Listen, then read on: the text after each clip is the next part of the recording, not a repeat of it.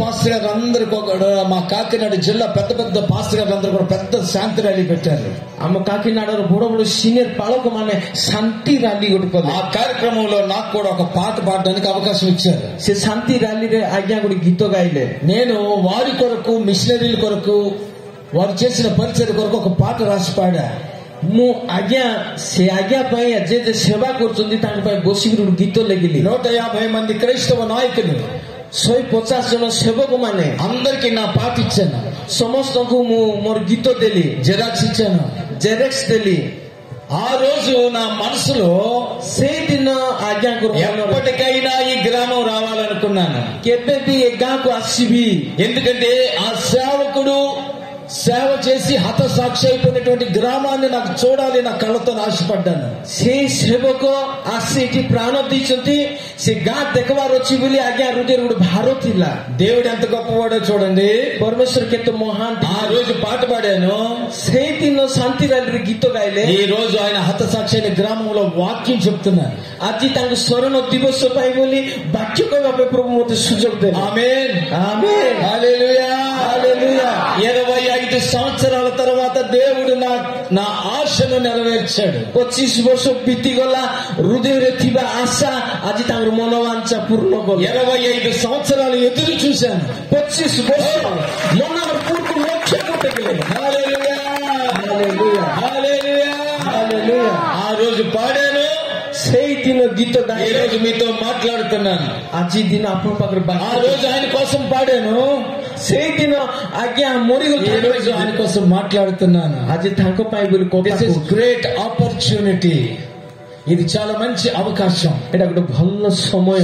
సరే, సువార్త ସୁସମାଚାର మనందరి బాధ్యత, ଆମ ସମସ୍ତଙ୍କର ଦାୟିତ୍ୱ. పాస్టర్ గారి బాధ్యత మాత్రమే కాదండి. ବାଳକ ବୋଲି ଛାଡି ଦିଅନ୍ତୁ ప్రతి ନାହିଁ. వారు సువార్తను ప్రకటించాలి. ପ୍ରତ୍ୟେକ ଲୋକ ସୁସମାଚାର କହିବାର ଅଛି. యేసు మంచివాడు చాలు. ଯୀଶୁ ଭଲ ଲୋକ, ସେତିକି ସରି. యేసు మంచివాడు. ଯୀଶୁ ଭଲ ଲୋକ. యేసు చెడిపోమని చెప్పలే. ଯୀଶୁ କାହାକୁ ନାଇଁ ଖରାପ ହେବ. యేసు ప్రభు తాగేసి తిరగమని చెప్పలే. ଯୀଶୁ ନାଇଁ କାହାକି ମଦ ବି ଭୁଲି ଦେବେ. యేసు ప్రభు వారు కొట్టమని చెప్పలేదు. ଯୀଶୁ ନାଇଁ ଡାକିକି ଆକୁ ମାର ଠାକୁ ମାର ବୋଲି କହିଲେ. యేసు ప్రభు వారు పేకాట ఆడమని చెప్పలే. ପ୍ରଭୁ ଯୀଶୁ ଲୋକକୁ ଡାକି ଜୁଆ ଖେଳେ ବୋଲି କାହାକୁ କହି ନାହିଁ. ఒకళ్ళొకళ్ళు మోసం చేయండి అని చెప్పలే. ଯୀଶୁ ନାଇଁ କି ତୁ ସିଏ ତାକୁ ବିରୁଦ୍ଧ କର ବୋଲି କାହାକୁ ନଷ୍ଟ ପାଇଁ କହି ନାହିଁ. మంచి మనసుతో ఉండండి, ଭଲ ମନରେ ରୁହନ୍ତୁ, మంచిని ప్రకటించండి, ଭଲ କଥା ପାଟିରେ କୁହନ୍ତୁ, ప్రజల కోసం మంచిని చెయ్యండి. ଲୋକ ପାଇଁ ବୋଲି ଟିକେ ଭଲ କାମ କର. మంచి మాట కదా ఇది. ଏଟା ଭଲ କଥା ନା ଖରାପ କଥା? మంచి మాట, ଭଲ କଥା, మంచి మాట.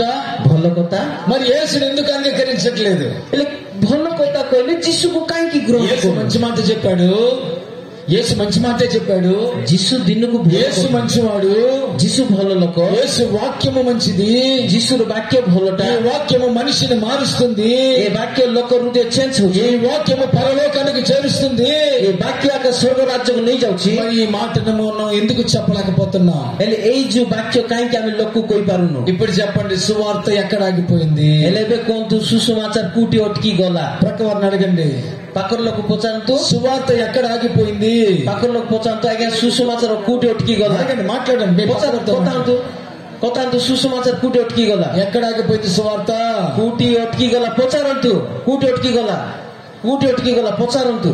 ఈసారి చెప్పండి మీ పక్క వారితో, నేను యేసుని గురించి ప్రకటించకపోవడం వల్ల సువార్త ఆగిపోయింది. ଏବେ ତମ ପାଖ ଲୋକ କୁହନ୍ତୁ, ଆଜ୍ଞା ମୁଁ ନ କହିବା ପାଇଁ ଆଜ୍ଞା ସୁସମାଚାର ଅଟକି ଗଲା. చెప్పండి, ତମେ କୁହନ୍ତୁ, ଆଜ୍ଞା ମୁଁ ସୁସମାଚାର ନ କହିବା ପାଇଁ ଅଟକି ଗଲା. నేను సువార్త ప్రకటించకపోవడం వల్ల సువార్త అందించబడలేదు. ମୁଁ ଆକା ସୁସମାଚାର ନ କହିବା ପାଇଁ ଆକା ରହିଯାଇଛି.